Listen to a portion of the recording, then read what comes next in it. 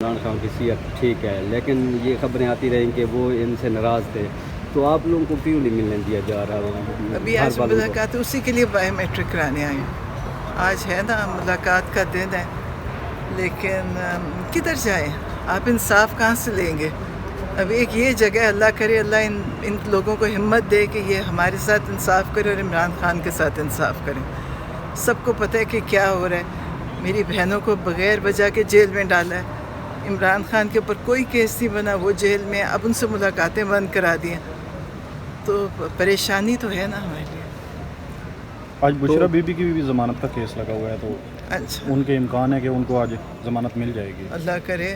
اور علیمہ عظمیٰ کا بھی لگا ہوا ہے کیس ابھی ضمانت کا.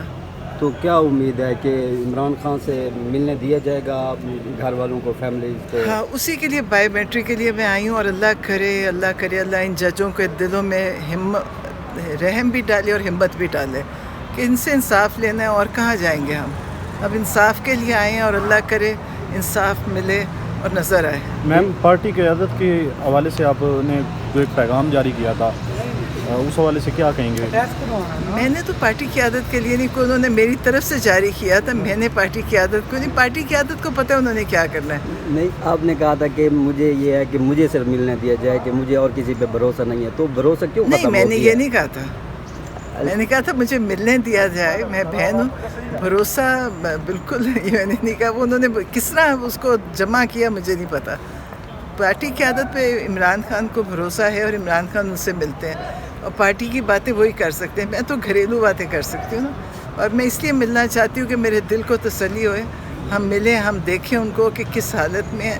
اور ان کو بھی تو فیملی کو ملنے کی اجازت ہونی چاہیے نا.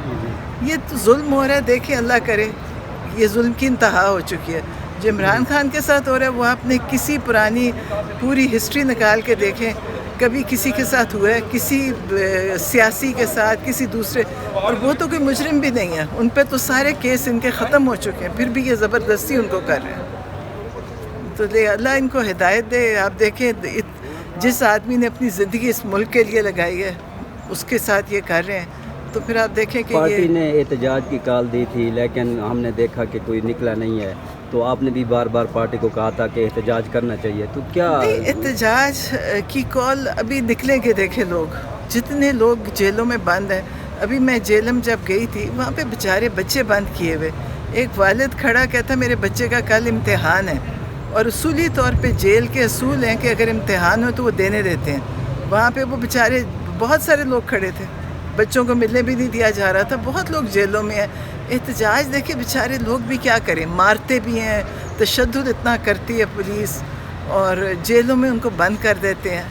تو میرا خیال ہے سب کچھ ہو رہا ہے، اور بہت جلدی اور بہت زیادہ ہوگا، کیونکہ لوگوں کے اندر اب غصہ اور لوگوں کی تکلیف زیادہ ہوگی. ابھی عمران خان کی آپ کو اجازت مل جائے گی ابھی ملنے کی؟ اللہ کرے. ہم اسی عدالت میں آئے ہیں نا، یہ عدالت کا کام ہے انصاف کرنا.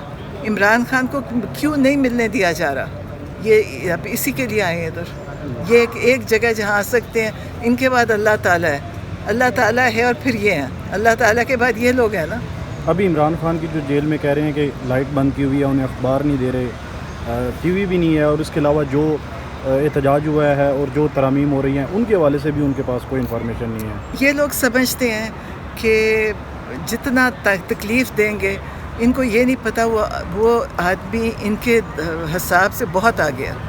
انہوں نے ساری تکلیفیں، وہ کہتے ہیں میں برداشت کر لوں گا، اور کر رہے ہیں. انہوں نے ہر ظلم کیا، تکلیف دی ہے.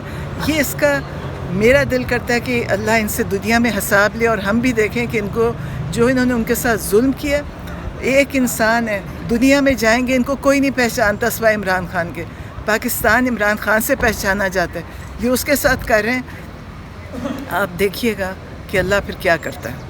Thank you.